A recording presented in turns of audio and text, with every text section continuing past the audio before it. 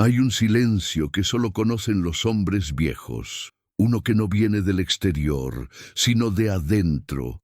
Un silencio espeso, como una habitación sellada desde hace décadas, donde los recuerdos se acumulan como polvo en los muebles que nadie toca. Así he vivido yo los últimos 30 años, con un secreto cosido al alma, y una culpa que no me pertenece, pero que acepté como si fuera mía. Mi nombre ya no importa. Me basta con que me digas abuelo, como lo hace mi nieta en las pocas tardes que me visita cuando su madre le permite. A veces me observa con curiosidad, como si intuyera que detrás de mis ojos cansados hay un mundo entero que nadie se ha atrevido a explorar. Mi esposa, Lía, ella sí sabía quién era yo de verdad, o al menos eso creía. Murió con los ojos fijos en el techo del hospital, la piel marchita como una flor de invierno, y una última lágrima que se deslizaba por su mejilla derecha. Yo estaba allí, le sostenía la mano, le hablaba bajito, como si mis palabras pudieran detener al ángel de la muerte. Pero lo último que me dijo antes de partir fue: «Nunca te perdoné, pero te seguí amando igual». No entendía a qué se refería, no en ese momento. Pero días después, cuando su hermana me entregó la carta que Lía había dejado escondida entre sus cosas, supe que se había ido creyendo que yo la había traicionado, que había amado a otra mujer, que nuestros 40 años de matrimonio habían sido una mentira disfrazada de ternura. Y lo peor es que nunca fue así. Yo nunca la engañé, jamás, ni en pensamiento, ni en gesto, ni en deseo. Pero ella murió convencida de que sí. Y eso, hijo, eso es lo que más me ha dolido en esta vida. No su muerte, no la soledad, sino su duda. He intentado entender cómo surgió esa idea, de dónde la sacó, quién se la sembró. Porque Lía era inteligente, sagaz, desconfiada con el mundo, pero no hasta que algo ocurrió.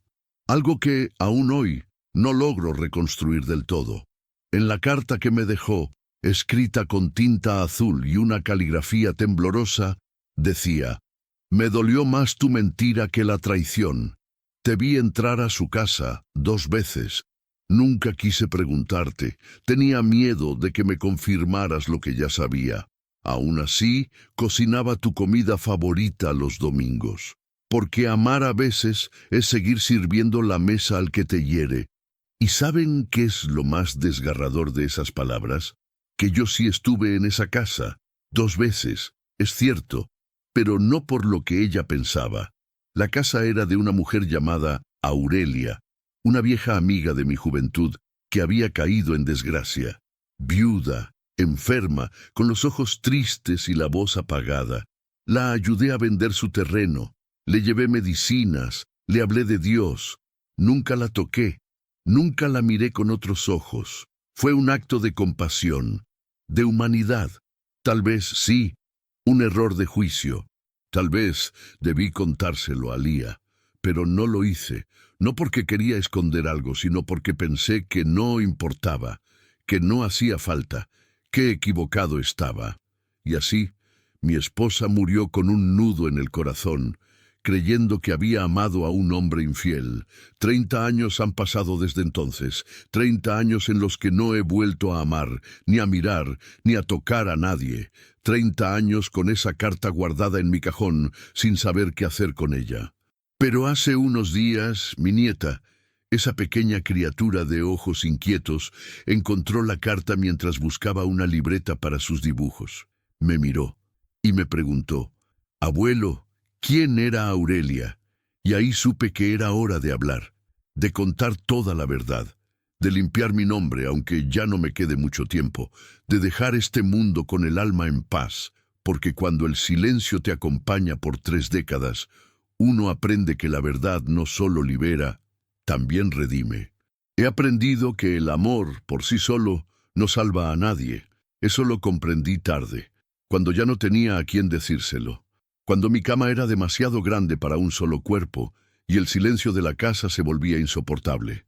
Lía y yo habíamos construido una vida sencilla, sin grandes lujos, pero con pequeños rituales que solo los que han amado de verdad conocen.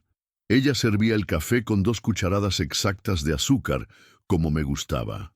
Yo le calentaba la bolsa de agua caliente para sus pies fríos cada noche. Nos entendíamos en las rutinas, en las miradas, en los silencios cómodos, pero detrás de esa armonía había algo que nunca aprendí a leer: sus miedos. Yo creía que ella no necesitaba explicaciones, que después de tantos años juntos, los malentendidos se aclaraban con un gesto, con una caricia. Jamás imaginé que en su interior se estuviera gestando una tormenta, que ese amor que yo creía inquebrantable estaba siendo devorado por una duda que crecía en secreto. Lo supe demasiado tarde. Después de su muerte, fui reconstruyendo pedazos. Hablé con su hermana, con su mejor amiga, incluso con la enfermera que la cuidó en sus últimas semanas. Todas me decían lo mismo: ella sufría en silencio, sonreía, pero no estaba en paz. Y eso me partía el alma, porque yo vivía convencido de que la había hecho feliz. No perfecta, no ideal, pero feliz. Y sin embargo esa herida estaba allí, escondida, infectándose con el tiempo. No sé quién le contó lo de Aurelia. Tal vez alguien nos vio, tal vez fue una casualidad malinterpretada, pero ella nunca me lo preguntó, nunca me enfrentó. Prefirió callar, prefirió observarme desde la distancia emocional. Y yo, ciego como tantos hombres tercos de mi generación, nunca lo noté. Hubo señales, claro, pequeñas variaciones en su mirada, una pausa más larga antes de responder, la forma en que evitaba mi mano en la cama algunas noches, pero las confundí con el cansancio, con los achaques de la edad, no con una tristeza profunda. Yo pensaba que el amor verdadero superaba todo, que mientras uno fuera fiel en los hechos, lo demás no importaba. ¡Qué ingenuo! Porque el amor necesita también claridad. Necesita que uno se exponga, que abra la herida antes de que se convierta en gangrena. Y yo no lo hice. Recuerdo un día en particular. Era una tarde lluviosa. Lía estaba sentada en la mecedora del porche mirando al cielo gris, abrazada a su manta favorita. Yo me senté a su lado, le ofrecí una taza de té caliente y le dije: ¿En qué piensas, Lía? Ella me miró, sonrió con tristeza y respondió: en cómo uno puede amar tanto y aún así sentirse sola. Me estremecí, pero no dije nada. ¿Qué iba a decir? Pensé que era una de esas frases melancólicas que dicen las mujeres al envejecer, que no tenía que ver conmigo. Ahora entiendo que ese fue su grito más honesto, un pedido de auxilio disfrazado de poesía. Y yo no lo escuché. Con el tiempo me convertí en una especie de fantasma en nuestra propia casa. Seguíamos juntos, sí, pero ella ya no me besaba como antes, no me buscaba. Su risa se apagó lentamente como una vela consumiéndose. Y aunque me dolía, lo acepté con resignación. Es la edad, me decía.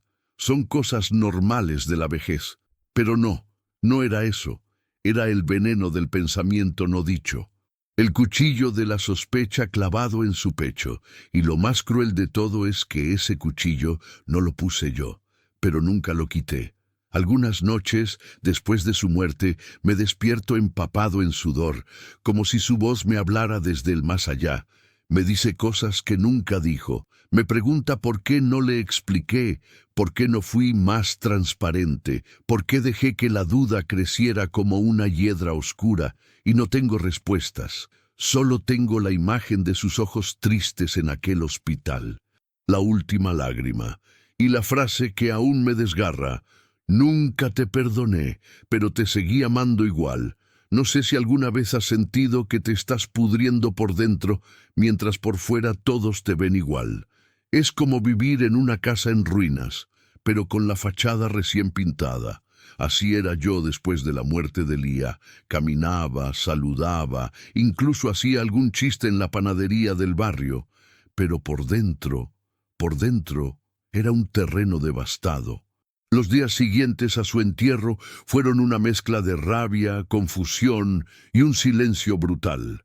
Me sentaba en su silla del comedor, esa que aún cruje de la misma manera, y la imaginaba desayunando frente a mí, como cada mañana durante 40 años. A veces hablaba solo, le contaba lo que había hecho durante el día, como si aún me escuchara.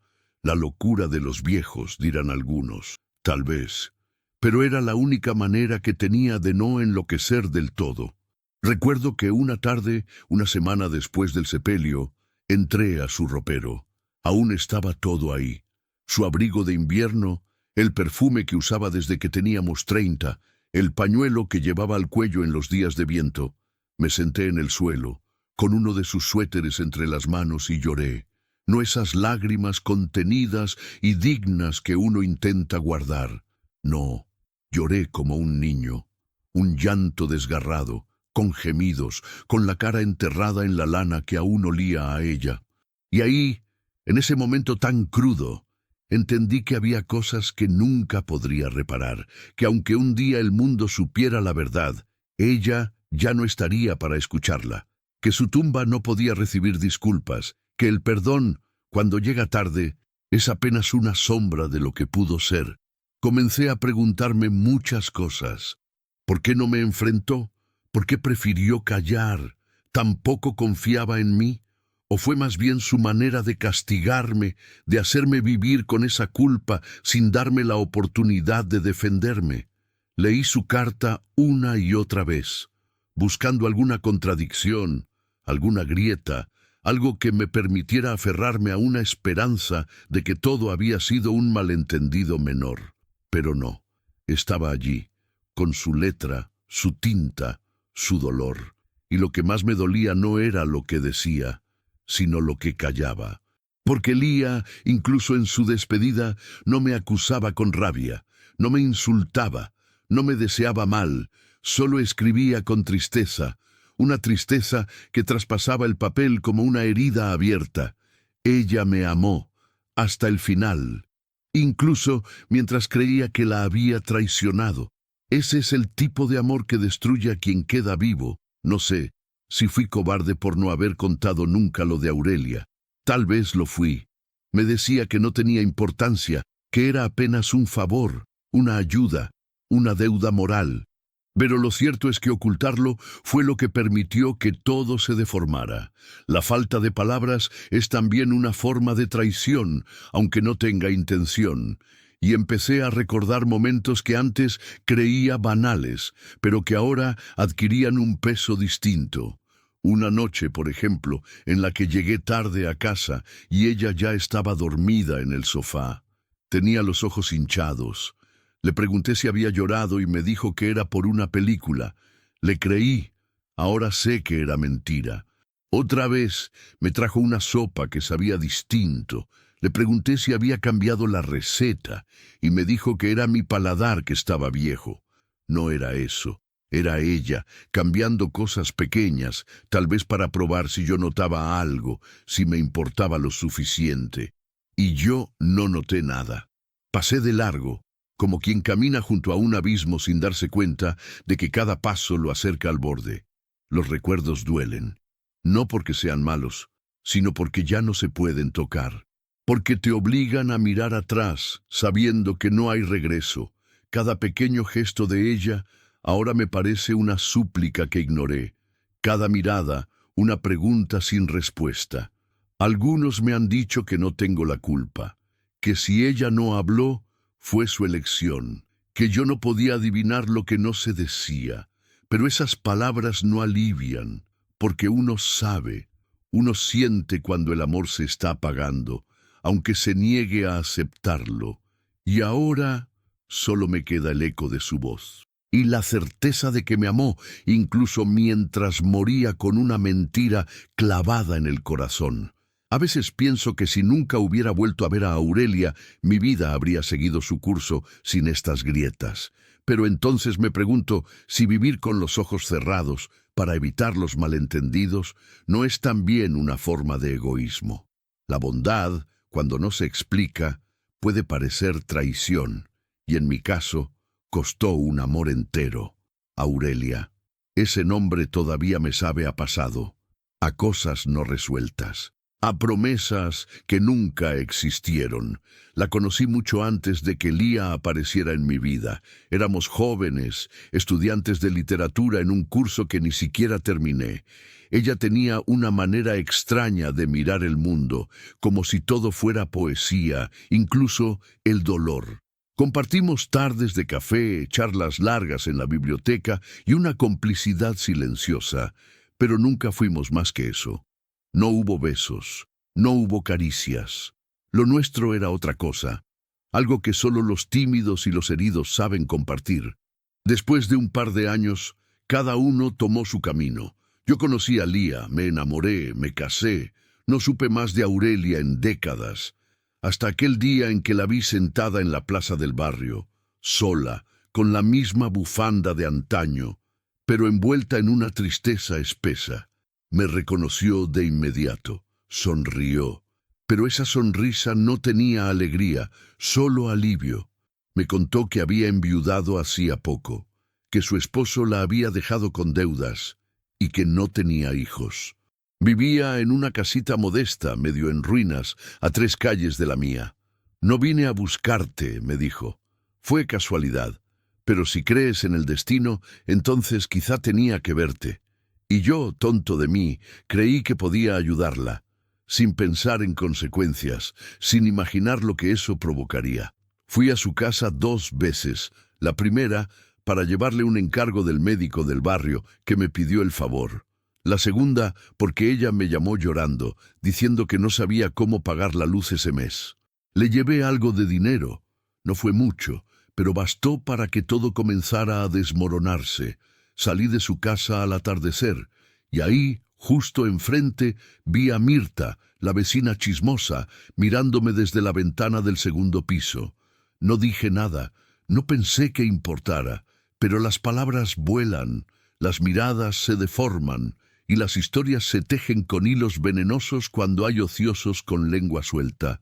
No sé si fue ella quien habló con Lía, o si Lía me siguió alguna vez. Nunca lo sabré. Pero de algún modo supo que estuve allí, que volví a ver a aquella mujer de mi juventud, que entré a su casa, que cerré la puerta, y nunca más volvió a mirarme igual. Yo no lo sabía entonces. Años después, reconstruí el rompecabezas, los cambios sutiles, su forma de hablarme más corta, el modo en que evitaba el tema de mis ausencias. Todo había comenzado ahí, con Aurelia y esa maldita tarde. Recuerdo que una vez, cenando, me preguntó algo que en su momento me pareció inofensivo. ¿Volviste a ver a alguien de tu pasado últimamente? Le respondí que no, no porque quisiera mentirle, sino porque no entendí la pregunta, porque no vi en ella la trampa del dolor, porque creí que no tenía importancia. Ese fue mi error más grande, subestimar su intuición, pensar que podía protegerla ocultando detalles. No sabía que al hacerlo le daba forma a su pesadilla. Con los años, Aurelia falleció. Supe que murió sola, en un hospital público sin nadie que la llorara. Me dolió, sí, pero no más que lo que dolió el precio de haberla ayudado. Porque aunque nunca la amé como a Lía, aunque jamás quise revivir nada, su presencia en mi vida fue el inicio del final, y me atormenta pensar que quizá, si no hubiese ido aquella tarde, si hubiese enviado a otro en mi lugar, Lía estaría viva, o al menos se habría ido en paz, pero no lo hice. Y ahora cargo con eso, con la idea de que un acto de bondad mal entendido arruinó el amor más puro que tuve. Dicen que el infierno está lleno de buenas intenciones. Yo lo aprendí tarde. Después de que Lía murió y leí su carta, hubo un impulso que me atravesó como un rayo.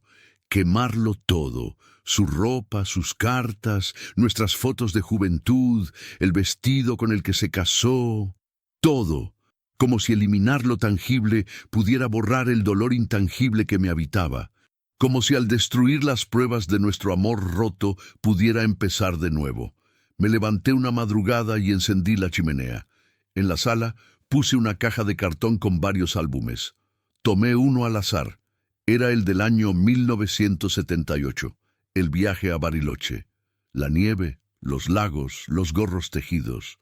Lía en cada foto con su sonrisa de labios finos, su bufanda bordada por su madre, y esa mirada que en ese entonces aún me decía, confío en ti. Me quedé paralizado. No podía hacerlo. Apagué el fuego.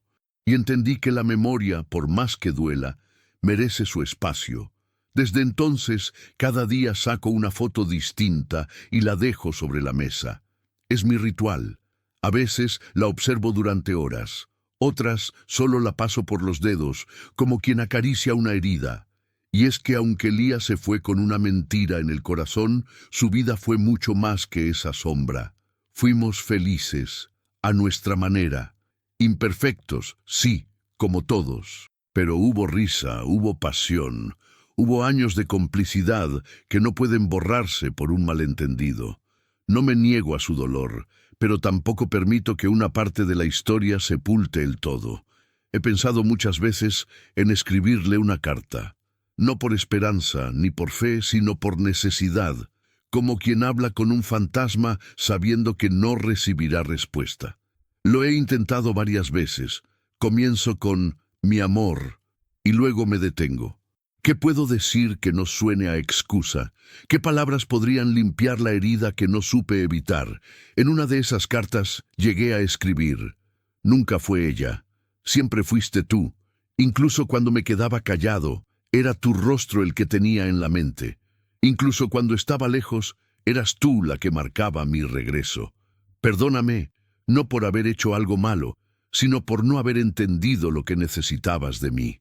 La rompí después de escribirla, pero no quemé las fotos. Tampoco tiré su ropa, ni regalé sus libros, ni deshice el mueble donde guardaba sus recetas, porque todo eso, aunque duele, me ancla.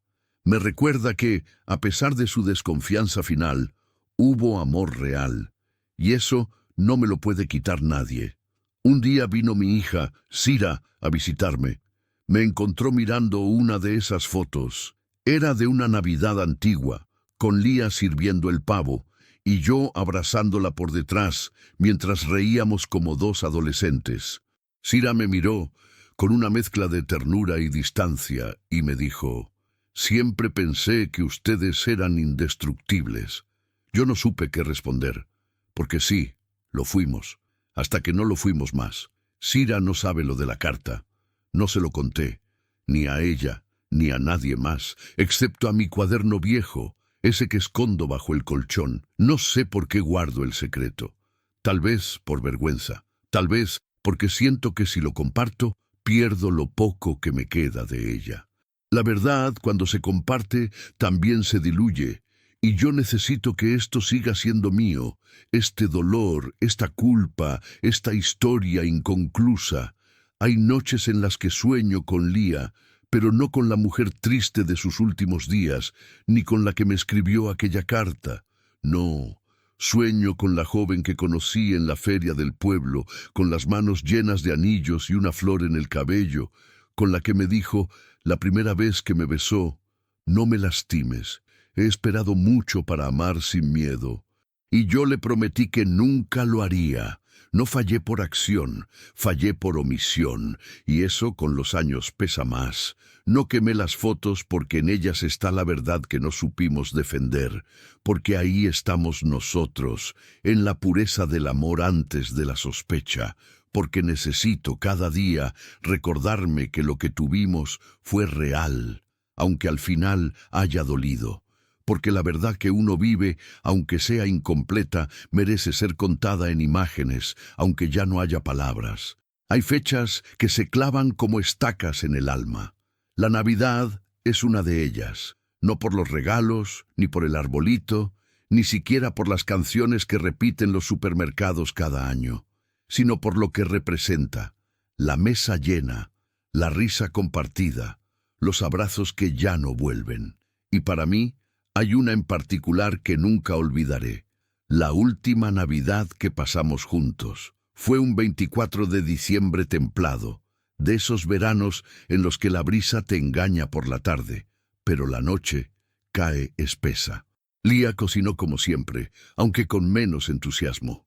Preparó su famoso arroz con pasas y almendras, Horneó un pan dulce casero que perfumó toda la casa y puso la mesa con su mantel bordado a mano, ese que solo usaba en ocasiones especiales. Estaban todos: Cira, su esposo, los nietos pequeños, mi cuñado con su nueva pareja.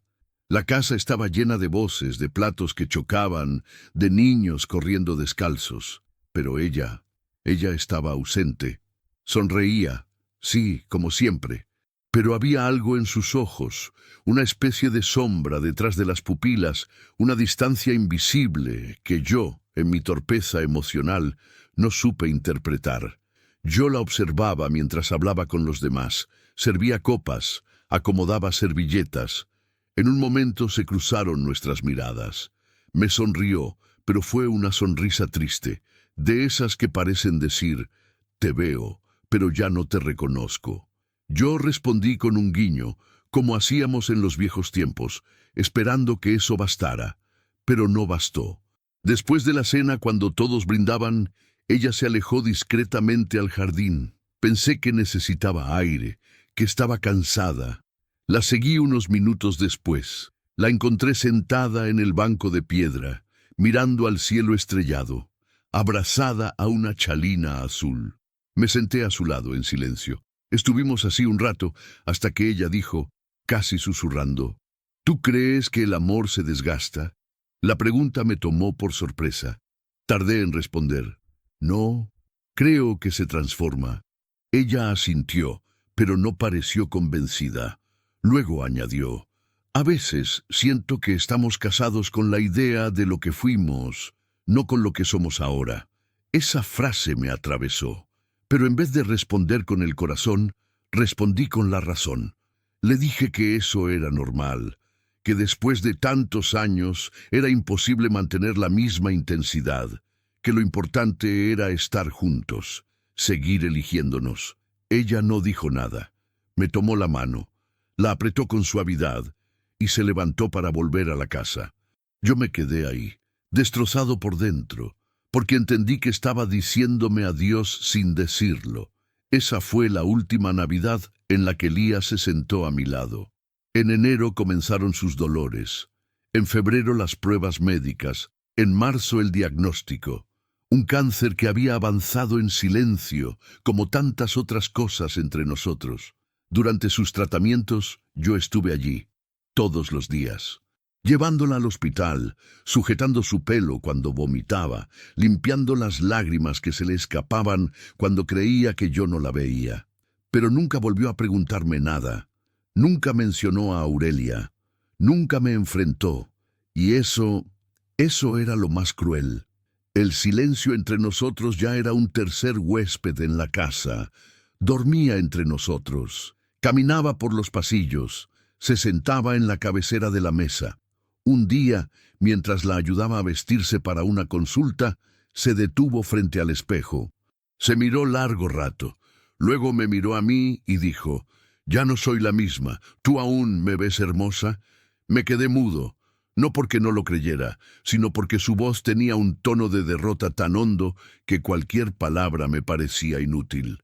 Me acerqué, le tomé el rostro con ambas manos y le dije: «Siempre fuiste y siempre serás la mujer más hermosa que he conocido». Ella cerró los ojos, no dijo nada, pero supe que no me creyó del todo, y esa fue la herida más grande. No poder demostrarle que su duda no tenía fundamento, que mi amor por ella nunca cambió, que jamás hubo otra, que los susurros que llegaron a sus oídos eran mentira, o peor aún, verdades incompletas. Ahora, cada vez que llega diciembre, la casa se llena de ese olor a pan dulce, aunque no haya horno encendido. Es mi memoria que juega conmigo, mi corazón que insiste en volver a esa última Navidad, la del brindis callado, la de la despedida disfrazada de fiesta. Y pienso, ¿cuántas otras personas habrán muerto con dudas que nadie aclaró? ¿Cuántas historias de amor terminan con un te amo amargo, como el de ella? Yo viví uno, y aún no encuentro paz. Hubo un momento, meses después de su partida, en que comencé a buscar señales. No lo hice con la intención de justificarme, sino porque necesitaba entender en qué momento exacto Lía dejó de confiar en mí.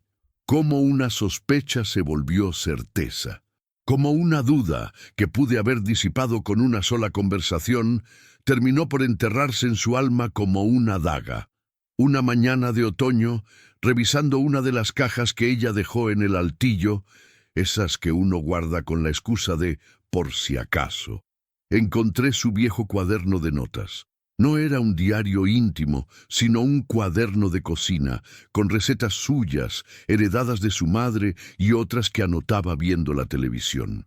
Sin embargo, entre las hojas pegadas con clips había pequeños papelitos, pensamientos sueltos, frases suyas escritas como relámpagos del alma. Uno de ellos, escrito con tinta negra, decía: «No necesito que me digas la verdad. Ya la vi con mis propios ojos». Esa frase me detuvo el corazón. Sentí que el tiempo se detenía. ¿Qué había visto? ¿Cuándo? Aurelia, un gesto, una mirada. Me senté en el suelo, con las piernas estiradas, sintiéndome otra vez como un muchacho perdido. Luego encontré otro papel más arrugado, casi escondido entre las páginas de una receta de guiso. El amor de él es como una flor que ya no riega. Está viva, sí, pero se marchita en silencio. No pude contener el llanto. Era como escucharla hablar desde otra dimensión, como si aún tuviera algo que decirme, como si estuviera dejándome migas de pan para volver atrás. Pero yo ya no podía seguir ese camino. Entre los papeles encontré también un sobre sin abrir. Estaba dirigido a ella con letra femenina. El remitente decía simplemente Graciela. Reconocí ese nombre. Era la vecina del barrio, amiga de las caminatas con Lía, con quien compartía largas tardes de charla y mate. Abrí el sobre con manos temblorosas. La carta era breve, pero devastadora. Querida Lía, no quiero meterme, pero si fuera yo, querría saber. Hoy vi a tu esposo salir de la casa de esa mujer, la de la esquina, la que dicen que fue su amiga de juventud. No era una visita corta. No sé qué está pasando, pero mereces saber la verdad. Perdóname si esto te lastima. No podría quedarme callada sabiendo que algo así ocurre. Sentí una punzada de hielo en el estómago. Allí estaba, la semilla del dolor, el origen de su herida. No fue solo lo que vio, sino lo que le dijeron. Palabras escritas con veneno, envueltas en papel de preocupación. No supe qué me dolió más, que alguien se atreviera a romper nuestra intimidad desde afuera, o que Lía haya creído en esa carta más que en mí. Y ahí comprendí algo fundamental. El amor no muere por un hecho concreto, muere por la suma de vacíos, de silencios, de palabras que no se dijeron a tiempo. Murió el día que ella decidió guardar esa carta en lugar de mostrarla. El día que eligió el silencio antes que la confrontación. El día que yo, distraído, no noté que algo se quebraba en su interior. Lo más cruel es que Lía vivió años con ese dolor guardado. Cocinaba para mí, me abrazaba en público, celebraba cumpleaños con sonrisa prestada y por dentro estaba rota. Nunca me gritó, nunca me reclamó.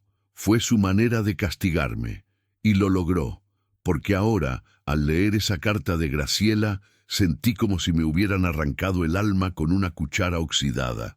«¿Por qué no me dijiste nada, Lía?», le pregunté en voz alta, como un loco hablando con los muertos. Pero ella ya no estaba. Y yo estaba solo, con una caja en el regazo y una carta que jamás debió existir. Guardé todo de nuevo. Cerré el cuaderno. No rompí los papeles. No quemé nada. Sentí que debía conservarlo. No como prueba, sino como testimonio de un error humano. El mío, el suyo. El de todos los que creemos que el amor se sostiene solo, sin trabajo, sin palabras, sin explicaciones. Esa carta, ahora, la guardo dentro de un libro de tapas rojas que está en mi mesita de noche. No la leo más. Ya me la sé de memoria. La mantengo allí como un recordatorio de que una verdad a medias puede destruir una vida entera. El silencio es un huésped traicionero que se instala sin permiso y construye muros invisibles entre quienes alguna vez se amaron con todo el corazón. Nosotros tuvimos demasiado silencio, más del que cualquiera podría soportar sin quebrarse, más del que un amor merece. Y ese silencio, más que cualquier palabra hiriente, fue lo que terminó por enterrarnos vivos. Después de leer la carta que Lía dejó, entendí que ese silencio no fue ausencia de comunicación común. Fue un idioma propio, con sus reglas y castigos, que ella eligió para protegerse y, al mismo tiempo, para herirme sin que yo pudiera defenderme. Yo, con la torpeza y el orgullo de mi generación, no supe verlo ni enfrentarlo. Recuerdo con claridad un invierno especialmente frío, cuando su cuerpo ya se mostraba cansado y vulnerable por la enfermedad que poco a poco la consumía. Una noche, sentados juntos en el viejo sillón del salón, el que cruje cuando te acomodas, decidí romper el hielo y preguntarle con voz temblorosa si deseaba que buscáramos ayuda profesional, alguien con quien pudiera hablar y sacar lo que llevaba dentro. Ella me miró fijamente, sus ojos grises y cansados fijos en los míos, y respondió con una voz que parecía salir de lo más profundo de su alma. ¿Para qué? El silencio ya es nuestro lenguaje. Esas palabras quedaron tatuadas en mi mente para siempre, porque entendí que el silencio había dejado de ser simplemente la ausencia de palabras y se había convertido en un código complejo, lleno de reproches y renuncias. A partir de aquel momento, nuestra comunicación se convirtió en una danza de susurros, miradas que evitaban cruzarse y gestos mínimos que solo arañaban la superficie de un océano de sentimientos que nos ahogaba. Cada uno de nosotros llevaba un equipaje pesado, yo con mi culpa por no haber sido claro, y ella con sus dudas y miedos que no se atrevía a revelar. Pasaron los días y me sentí un extraño en mi propia casa. Nos encontrábamos en la misma habitación, pero éramos dos universos paralelos que nunca se tocaban. Había horas enteras sin una sola palabra entre nosotros. A veces, incluso evitábamos mirarnos a los ojos por miedo a descubrir las heridas profundas que tratábamos de ocultar. Intenté de todas formas acercarme a ella. Le recordaba con palabras suaves cuánto la amaba. Le tomaba la mano con ternura, le decía que no estaba sola, pero mis esfuerzos parecían caer en un pozo sin fondo. Su respuesta era un silencio helado, una mirada vacía, como si su cuerpo estuviera presente pero su alma ya se hubiera marchado. Por las noches, antes de cerrar los ojos, me preguntaba una y otra vez si todo podría haberse salvado con una sola conversación. Si hubiese tenido el valor para contarle toda la verdad, para mostrarle la carta que había recibido, para enfrentar juntos las mentiras que nos habían envenenado. Pero el orgullo, la vergüenza y el miedo a ser rechazado me paralizaron. Cada día ese silencio fue ganando terreno y se convirtió en una muralla que ninguno de los dos pudo derribar. Lo más desgarrador fue darme cuenta de que Lía tuvo que cargar ese peso sola, que su corazón se llenó de sombras mientras yo intentaba protegerla con un mutismo que no era más que una barrera invisible entre nosotros. Nunca hubo gritos ni peleas, solo un desgaste lento, silencioso y mortal que nos consumió a ambos. Al final, ella murió creyendo que la había engañado. Y yo, con la certeza dolorosa de que la perdí sin haber entendido por qué. A menudo pienso en todas las personas que habrán vivido lo mismo, que murieron con dudas que nadie se animó a aclarar, que sus historias de amor terminaron con un te amo, amargo, lleno de preguntas sin respuesta. Yo fui uno de ellos, y a pesar de los años, todavía no encuentro la paz. Porque el silencio es un enemigo silencioso, es un ladrón que roba el presente y destruye el futuro, y ese silencio que nos sepultó a Lía y a mí, aún resuena en las paredes de esta casa vacía. A veces, cuando hablo con ustedes, es como si intentara romper ese silencio que me mató lentamente, porque aprendí que contar la verdad, aunque duela, es la única manera de sanar y de evitar que más amores se pierdan en las sombras del silencio. A lo largo de todos esos años con Lía hubo un regalo invisible que nunca supe entregarle. No me refiero a un objeto, ni a un presente material que se pueda envolver con papel bonito. Hablo del regalo más esencial, aunque también el más difícil de ofrecer, la confianza plena. Esa confianza que se construye con la verdad y la transparencia, con el coraje de compartir los miedos más profundos, las inseguridades y las dudas. La que no teme al conflicto ni a la vulnerabilidad. Siempre pensé que el amor se demostraba con actos, con compañía, con las rutinas cotidianas que construyen una vida juntos. Creía que, mientras estuviera a su lado, eso bastaba. Pero la confianza es mucho más que presencia física o palabras superficiales. Se edifica con la valentía de mostrar el alma, incluso cuando eso implica riesgo, sufrimiento o incomodidad.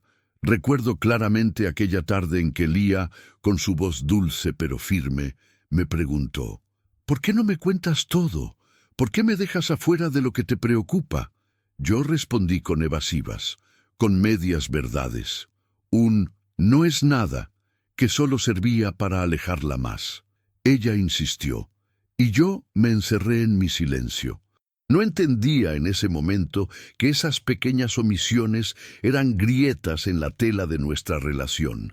Grietas que, con el paso del tiempo, la fueron desgarrando hasta dejarla irreconocible. Hubo muchos momentos así, en los que preferí guardar un secreto para protegerla, en lugar de confiar en que la verdad, aunque dolorosa, sería más fuerte que el miedo. Y fue justamente ese miedo, mi miedo, el que abrió la puerta a la duda. Cuando aquella carta anónima llegó a sus manos, la verdad se convirtió en sospecha, la confianza en desconfianza, y el amor en un terreno minado de silencios y resentimientos. Me duele profundamente pensar que esa carta fue para ella como un disparo en el corazón, que no tuvo otro refugio que la sospecha y la tristeza. Si pudiera hablar con mi yo más joven, le diría que no subestime el poder de la transparencia, que ninguna relación puede sostenerse si se basa en secretos. Pienso en cómo habría cambiado todo si en lugar de esconder la verdad, la hubiera compartido con ella. Si en lugar de temer a su reacción, le hubiera dado la oportunidad de entender, de preguntarme, de decidir conmigo. Quizá Lía no habría sufrido sola ese tormento silencioso. Quizá no habría muerto con la convicción equivocada de que la había engañado. Y sé que no puedo cambiar el pasado, ni borrar los silencios que sembré. Pero puedo compartir esta lección amarga para que otros no cometan el mismo error. La confianza es un regalo frágil y poderoso. Requiere valentía para entregarla y para recibirla. Y sobre todo, exige que nunca se pierda la comunicación, incluso cuando duela. El amor sin confianza es como un árbol sin raíces. Puede parecer fuerte, puede resistir un tiempo, pero al final, cuando llega la tormenta, se desploma. Aprendí esta verdad demasiado tarde, pero la llevo conmigo como una herencia dolorosa y valiosa.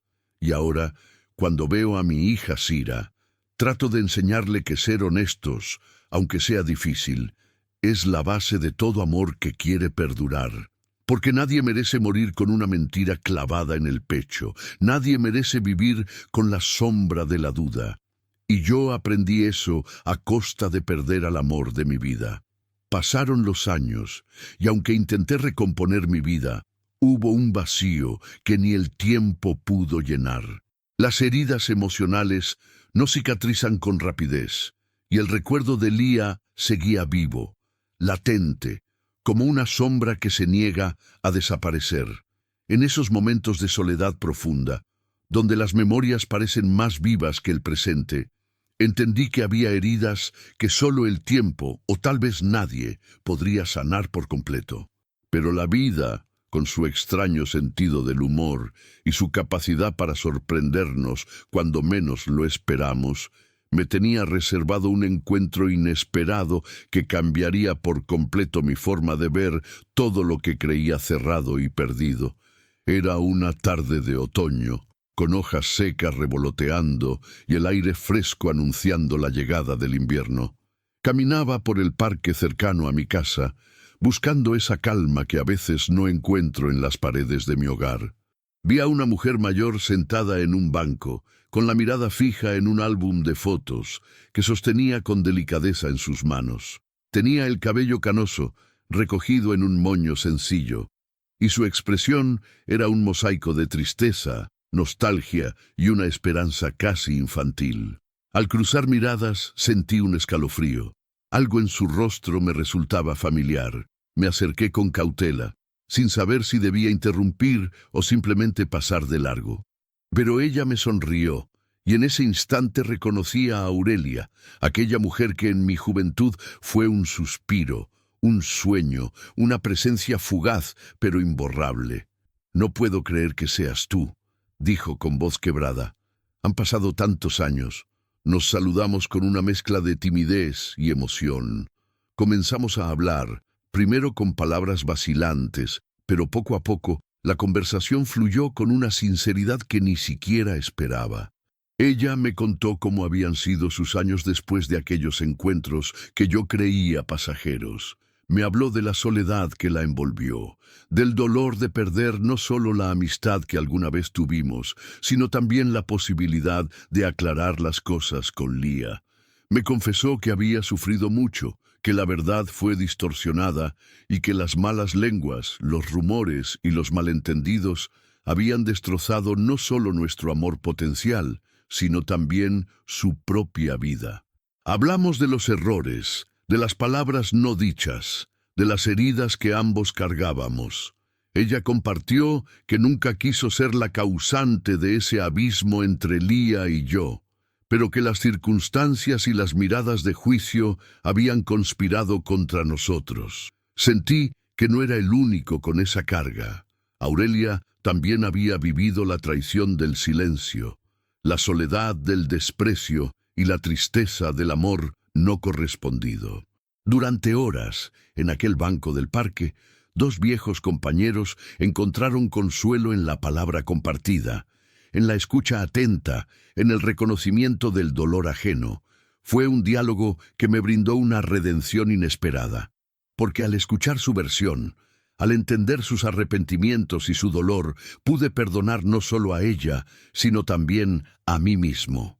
Pude aceptar que todos fuimos víctimas y culpables, y que la vida no se reduce a blanco o negro, sino a una compleja gama de tonos y emociones. Desde aquel día, comprendí que la verdad no siempre es un punto fijo o una única versión, sino un camino lleno de matices, de percepciones diferentes que juntas forman un todo, y que para sanar, a veces no basta con conocer la verdad absoluta, sino con aceptar las verdades parciales de cada uno y ofrecer perdón sincero. Cuando me despedí de Aurelia, supe que aquella conversación había cambiado mi historia. No era el cierre ni el principio, sino un paso necesario para dejar ir el rencor y el dolor que había acumulado por tantos años. Ahora, cada vez que siento que la culpa me asfixia, recuerdo aquella tarde en el parque, la luz tenue del atardecer y las palabras que me devolvieron la paz. Porque entendí que la justicia emocional no siempre se encuentra en castigos o venganzas, sino en la comprensión profunda y el amor verdadero, incluso cuando todo parece perdido, y que a veces la redención llega en los lugares más inesperados y en las personas que menos pensamos. Después del encuentro con Aurelia, sentí que aún quedaba un capítulo por cerrar, una última verdad que necesitaba conocer para poder sanar definitivamente. Fue entonces cuando Cira, mi hija, me llamó una tarde con voz temblorosa, como si hubiera encontrado un tesoro escondido que traía consigo tanto esperanza como miedo. Me dijo que había encontrado en el desván una carta que Lía nunca me mostró. Una carta escrita por ella pocos meses antes de morir, dirigida a mí, que por algún motivo nunca llegó a mis manos. La noticia me llenó de nervios y expectativas. ¿Qué habría escrito? ¿Qué confesiones ocultaba? ¿Sería acaso la verdad que tanto anhelaba? Con las manos temblorosas, tomé aquella hoja amarillenta que Sira me entregó con cuidado. La tinta estaba un poco corrida en algunas partes, como si quien la escribió hubiera llorado mientras plasmaba sus palabras. Empecé a leer, y con cada frase que pronunciaba en silencio, sentía cómo el peso que durante años me había aplastado lentamente se iba levantando. En aquella carta, Lía confesaba con una honestidad desgarradora su dolor más profundo, pero también su arrepentimiento. Admitía que había creído en rumores falsos, que su corazón había sido prisionero del miedo y la desconfianza, que había permitido que las sombras de la duda nublaran su amor por mí, aunque en el fondo siempre me había amado en silencio y con todo su ser. Me pedía perdón por no haber confiado en mí, por haber dejado que la sospecha se infiltrara en nuestro matrimonio y por haberme herido sin intención. Me decía que sabía que nunca la había traicionado, que esas palabras hirientes no eran más que mentiras disfrazadas de verdad, pero que su propio temor le había impedido ver más allá. Al leer cada línea, la imagen de la mujer triste, enferma y sola que yo recordaba se transformaba en la de una guerrera que había luchado con sus propios demonios internos y que buscaba desesperadamente la paz, aunque no pudiera encontrarla en vida. Entendí que su silencio no era una traición, sino una batalla que había librado en soledad. Aquella carta fue para mí como un bálsamo que comenzó a curar heridas que creía incurables. Por fin comprendí que el amor, aunque a veces se cubra de dudas, silencios y malentendidos, puede seguir vivo en las sombras y que la verdad, aunque llegue tarde, tiene el poder de liberar. Lía murió creyendo algo que no era cierto, pero sus últimas palabras me alcanzaron para sanar mi alma herida y para perdonar tanto su dolor como el mío. Por primera vez en décadas, lloré sin culpa ni rencor. Lloré con gratitud por el amor que nos tuvimos, aunque fuera imperfecto y fragmentado. Guardé aquella carta junto a las fotos viejas y los recuerdos que aún me quedaban, no como un símbolo de dolor o fracaso, sino como un testimonio vivo de esperanza, de la capacidad que tiene el corazón humano para redimirse incluso en las circunstancias más difíciles. Y supe, con una certeza profunda, que aunque ella ya no estaba físicamente conmigo, su espíritu me había dejado el regalo más grande, el perdón. Ahora, cuando el viento entra por la ventana y trae consigo el aroma del pasado, recuerdo aquella carta y siento que Lía me habla desde algún lugar, que me dice que el amor verdadero no muere, solo se transforma, que el verdadero acto de amor es perdonar, aceptar y seguir adelante. Esa carta fue la luz que iluminó el final de un camino oscuro y me enseñó que, aunque la vida a veces nos niegue la justicia terrenal, siempre podemos encontrar una justicia más profunda en el perdón y en la reconciliación con nosotros mismos. Llegar hasta aquí no es casualidad. Si estás escuchando esta historia, quizás también hayas vivido un abandono, una traición, o ese dolor silencioso que solo entiende quien ha amado y perdido sin entender por qué. Quiero felicitarte por quedarte hasta el final, porque no es fácil enfrentar estas verdades, revivir las heridas y dejar que el corazón se abra. La historia de Lía y mía es un espejo para todos nosotros. Nos recuerda que el amor es frágil, pero también poderoso, que las dudas y los silencios pueden destruir lo que más queremos, pero también que la verdad, el perdón y la transparencia pueden sanar incluso las heridas más profundas. Quiero invitarte a que reflexiones. ¿En qué silencio estás callando hoy? ¿Qué verdad temes compartir? Porque ese silencio, ese miedo, pueden estar sembrando grietas que con el tiempo se convertirán en abismos. No permitas que el orgullo o el miedo te roben la oportunidad de reparar, de decir lo que importa, de acercarte a quien amas. Recuerda que la confianza es el regalo más valioso que puedes ofrecer y recibir. Si esta historia tocó tu corazón, te pido que escribas en los comentarios: el amor vence al silencio. Que esas palabras sean tu compromiso para cultivar relaciones basadas en la verdad y el respeto. Comparte este video con alguien que necesite escuchar este mensaje. No permitas que el dolor se perpetúe en el silencio.